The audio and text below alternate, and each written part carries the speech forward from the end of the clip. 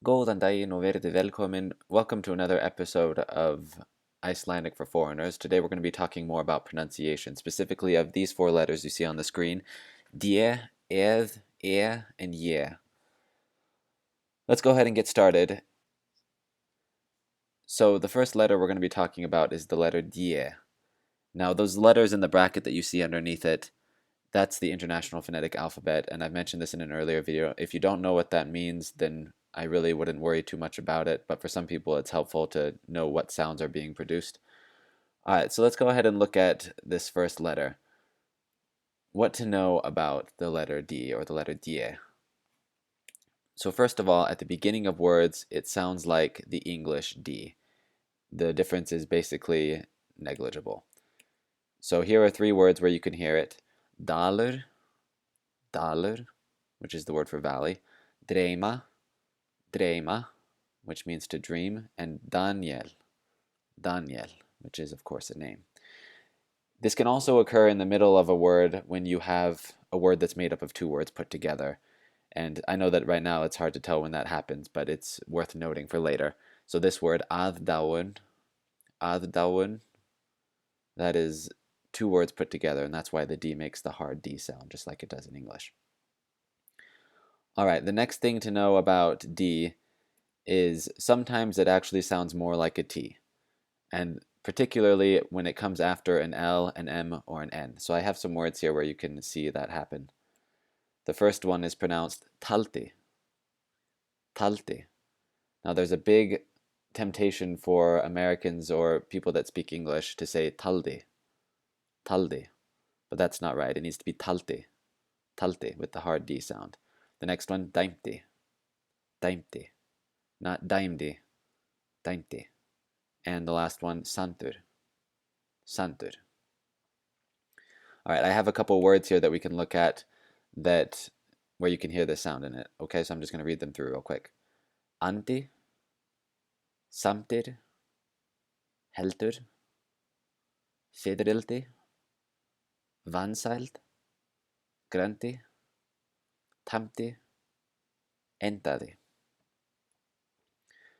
All right, the next that we're going to learn about D is, like some of the other consonants that we've already looked at, like bie, die can be doubled, and when it is doubled, it sounds more like a T. So remember that when we double a consonant, we actually hold the sound for longer. So here are three examples. The first one is neiti, neiti. So hear how I'm holding that D for longer. Rött, rött. And rattir, rattir. All right, and that does it for dia. It's pretty simple. Let's move on to the letter eð. The letter eð, of course, is a letter that we're not familiar with seeing in English, but we're familiar with making the sound, so it's not actually terribly difficult. So what to know about eð? Well, it sounds like the TH in the word the.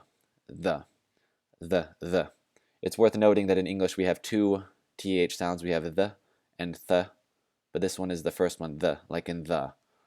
So here are a few examples where you can hear it spoken in Icelandic. Að, eða, seyðisfjörður, seyðisfjörður. And this last one I just added in for fun because it has so many of them. Borðuð, borðuð. And that means you eat, or you ate.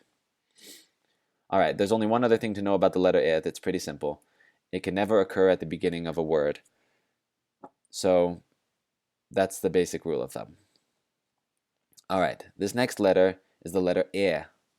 E. Now this letter sounds similar to the English way we say e, like in the word bed, but it can be longer, and the mouth opens a little bit while you're saying it. So instead of just it's e, e. Now, what there is to know about the letter e.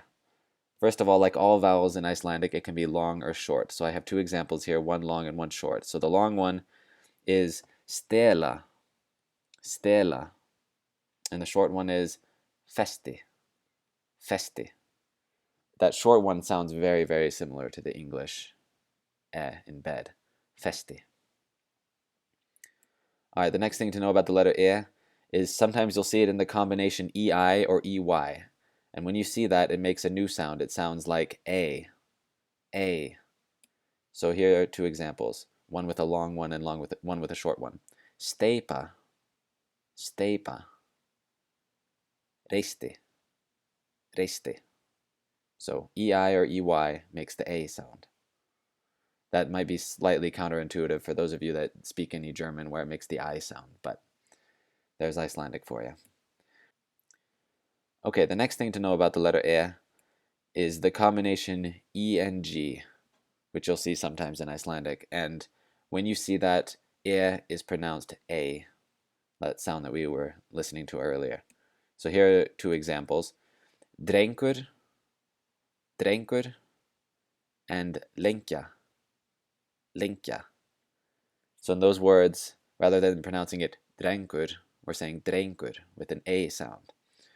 And it should be noted that in certain parts of Iceland, they won't actually do this. For example, in the West Fjords, they won't say drengur. But in Reykjavik and in most of Iceland, they'll say drengur. All right, and that does it for the letter E. So let's move on to the next letter, Ye. Now, Ye is funny because it basically is the letter E, but with a J in front. So that's the first thing to know about the letter Ye, is it's the same as E, it just has a Y sound in front of it.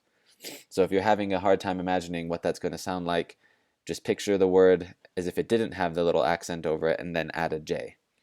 So this first word, Ég, Ég. So the E part sounds the same, but we're just going to have the J in front of it, Ég. Or this word, Fjä, Fjä. All right, the next thing to know about the letter Ye is like all vowels, it can be long or short. So I have two examples here. The long one, Réð, Réð. And the next one, Rést, Rést. Long and short. All right, the last thing to know about Ye is it doesn't have the same combinations as the regular E does. So when we see EI, but with the accent, it's not going to make the A sound. So here's an example. Rather than pronouncing it faith like we would if it was a normal E, we're just going to pronounce the letter separately. Fjeð, fjeð, fjeð. All right, and that does it for these letters. Don't forget to like and subscribe. And as always, my recommendation for these videos is don't try and burn yourself out by trying to learn every single rule and never making mistakes. I would start talking, start reading aloud, trying to implement as many of them as you can, and then later just come and watch the video again in case there's anything that you missed. Have a good one. Bless, bless.